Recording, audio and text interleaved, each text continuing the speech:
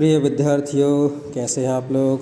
ईश्वर से आपकी कुशलता की कामना करते हैं। और हिंदी का पेपर जो हो चुका है, इसके वस्तुनिष्ठ प्रश्न आज हम देखते हैं। तो पहला प्रश्न है कि मीराबाई की भाषा मूलतः क्या है। तो मीराबाई की भाषा है राजस्थानी। दूसरा है गलता लोहा पाठ के लेखक हैं। तो गलता लोहा पाठ के लेखक हैं शेखर जोशी।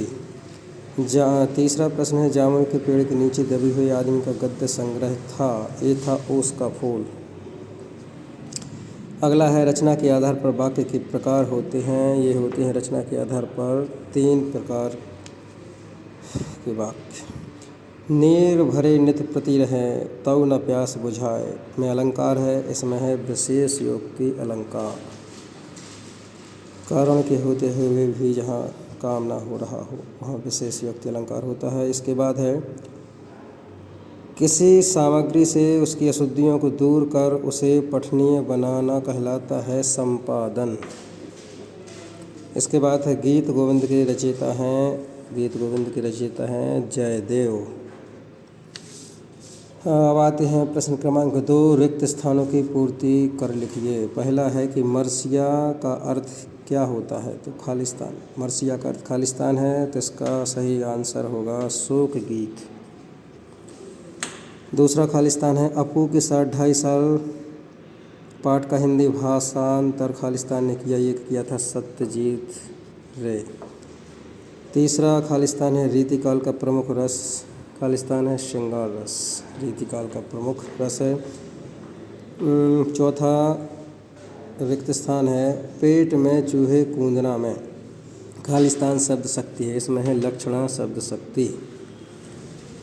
अगला खालिस्तान है खालिस्तान राग रात्रि में गाया जाता है। तो देखिए हिंडोला और भैरव तो गाया जाता है सुबह। एक है दीपक राग जो कि रात्रि में गाया जाता है। रिक्त स्थान। अगला रिक्त स्थान है भारत का प्रथम समाचार पत्र क्या है। तो इसका सही उत्तर है बंगाल गजट। यदि पूछा जाता कि हिंदी का प्रथम समाचार पत्र क्या है तो ये होता उदंत मार्टन, लेकिन पूछा गया है भारत का प्रथम समाचार पत्र। तो ये जो भारत का प्रथम समाचार पत्र है ये बंगाल गजट है, जो कि 1780 में प्रकाशित हुआ था। अब आते हैं प्रश्न क्रमांक 3 पे। निम्नलिखित कथनों के समक्ष सत्य असत्य लिखिए। पहला प्रश्न है कि गांधी जी की इच्छा थी कि सभी लोग शिक्षित हों। बिल्कुल सत्य बात है ये। अगला प्रश्न है मोहन के शिक्षक का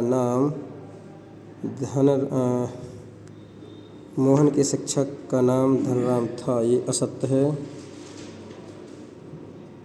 मास्टर त्रिलोकनाथ।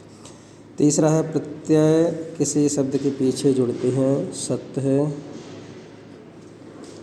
अगला है चित्त में उत्तेजना का संचार माधुर्य गुण में होता है। नहीं, ये भी असत्य है।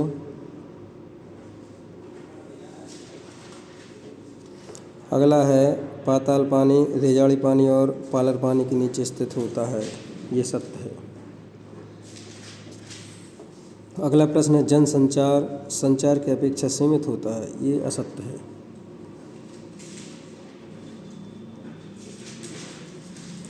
इसके बाद देखते हैं कविता का गांधी।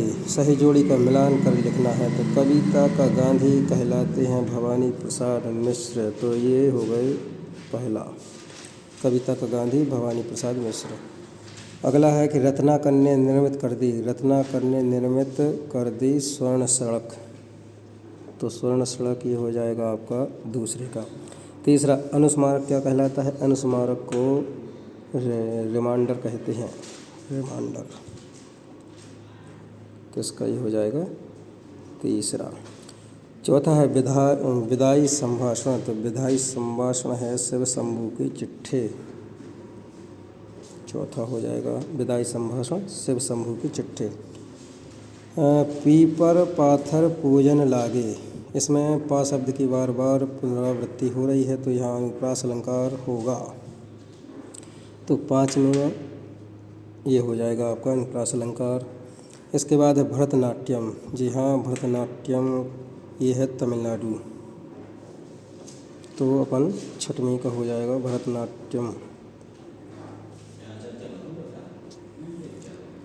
तमिलनाडु। और फिर निपात, निपात शब्द क्या है? तुम भी आ गए। तो यहाँ पे भी निपात शब्द है, तो इसका हो जाएगा आपका, ये हो गया आपका 7वीं का, निपात का तुम भी आ गए। इसके बाद प्रश्न क्रमांक 5 को देखते हैं। प्रश्न है, कबीर के अनुसार मानव शरीर का निर्माण किन 5 तत्वों से हुआ है? तो इसका उत्तर हम यहाँ लिख देते हैं। सबसे पहले अपन लिख देते हैं पृथ्वी, जल, वायु, अग्नि और आकाश। ये 5 तत्व हैं जिनसे मिलकर मानव का शरीर बना है। अगला प्रश्न है कि जवाहरलाल नेहरू की आत्मकथा का क्या नाम है? तो जवाहरलाल नेहरू की आत्मकथा का नाम है मेरी कहानी,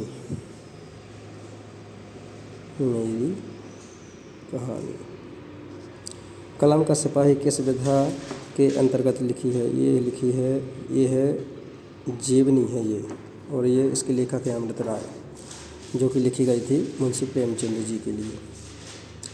अगला प्रश्न है, तत्सम शब्द किसे कहते हैं? तो अपन लिख सकते हैं, तत्सम शब्द वे शब्द कहलाते हैं जो संस्कृत से ज्यों के त्यों हिंदी में उपयोग में आते हैं, ऐसे शब्दों को तत्सम शब्द कहते हैं।